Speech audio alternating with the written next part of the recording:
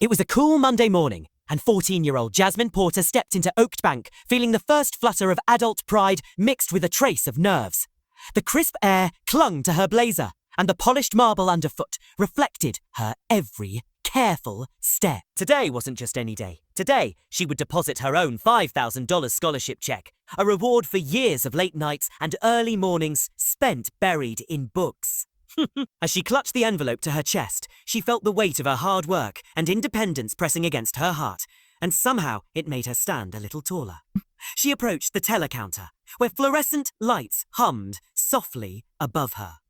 The manager, Victoria Hayes, noticed Jasmine instantly. Miss Hayes carried herself with the air of someone who never broke a sweat. Her tailored jacket, her designer heels, even the precise tilt of her chin spoke of polished confidence.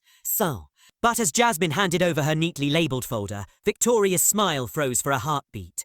A $5,000 check? For a schoolgirl? Victoria's voice rose just enough for the next customer to hear. For a student your age? Where did this come from?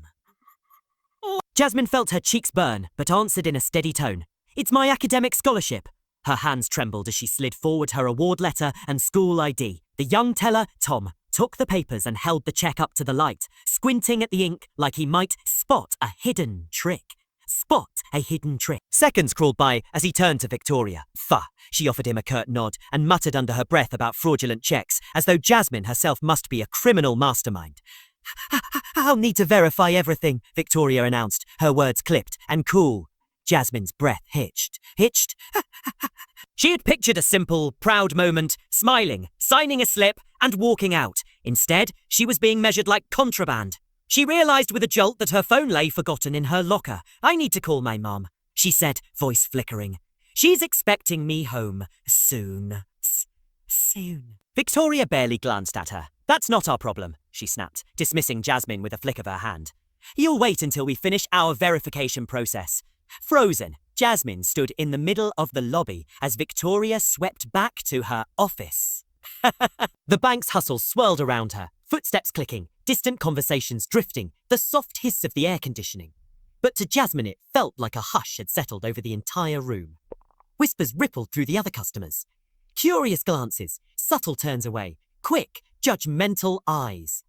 You mustn't. Each second stretched out, and the marble under her feet grew colder, more unwelcoming.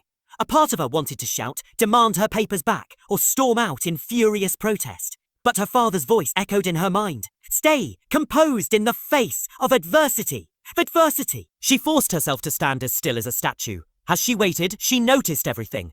The polished oak counters gleamed under the lights. The elderly couple who entered next were greeted by Victoria herself, led to a velvet rope, and offered water while they waited.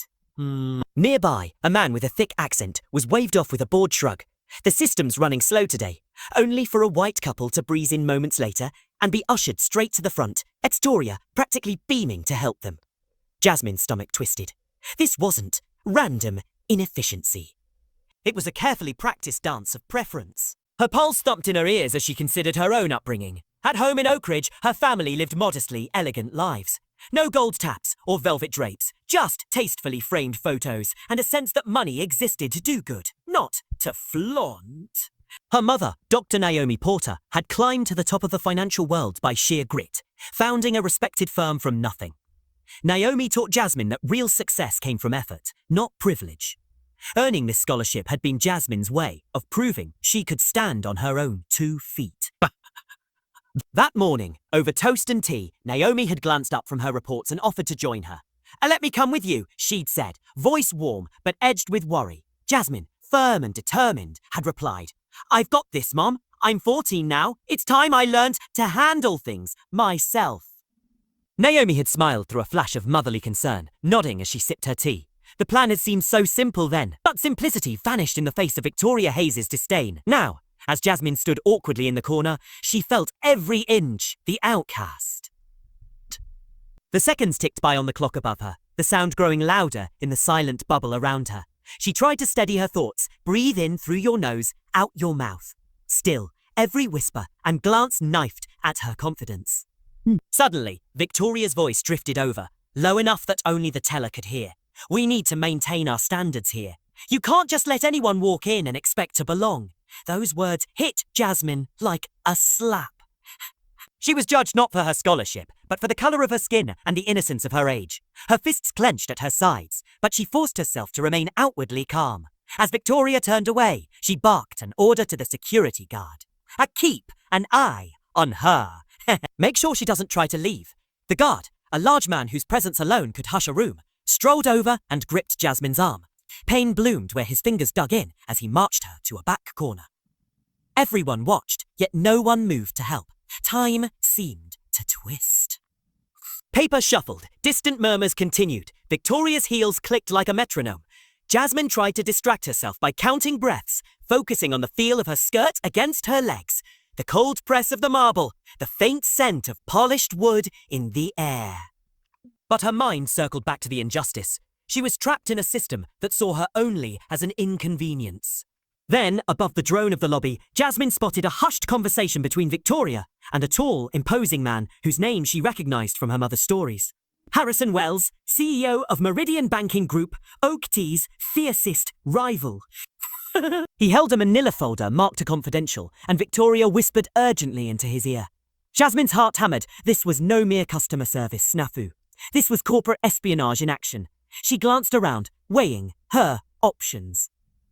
Fear flickered through her, but then determination took its place. She reached into her bag, pulled out her leather-bound notebook, and opened it to a blank page. Her fingers shook as she jotted down the time, names, details, every word and gesture she could recall. What? She had no idea where this evidence might lead, but she refused to let it slip away unread. Moments later, the hush ended. Wells nodded to Victoria and strode toward the exit. The confidential folder tucked under his arm, his expression measured yet satisfied. Behind him, Victoria returned to her post, her false smile restored, but Jasmine knew the truth.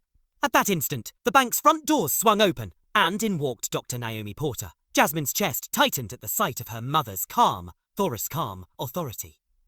Naomi's eyes scanned the room, immediately landing on her daughter alone in the corner. Miss Hayes rose, her voice smooth with fake warmth. Mrs. Porter, I wasn't expecting you. How may I help? Naomi's gaze cut to Victoria, ice in her look. Jasmine, are you all right? She asked gently, then noted the tension in her daughter's stance.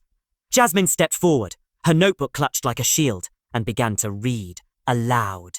Right. She spoke of the whispers, the unequal treatment, the guard's orders, and most crucially, the confidential meeting with Harrison Wells. But silence fell. Victoria's confident facade cracked.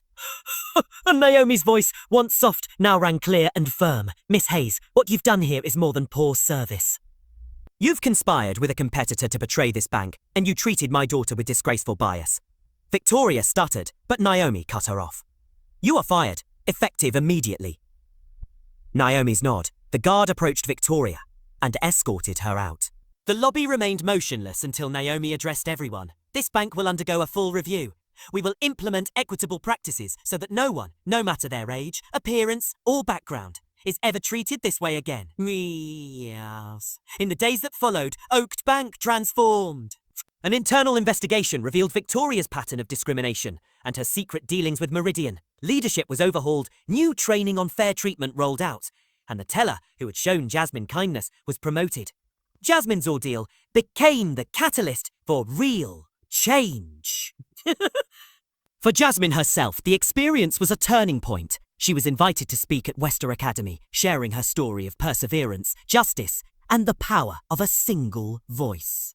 Standing before her peers, she spoke plainly about financial literacy and equality, her cheeks still warm with memory, but her spirit unbroken. She ended her speech with a simple truth she hoped they'd carry with them, that even in the face of inhumanity, a single person's courage can spark a movement. And as applause filled the hall, Jasmine realized that her moment of deepest humiliation had become her greatest triumph, and that, with her mother's example guiding her, she was ready to make a difference in the world, one step at a time.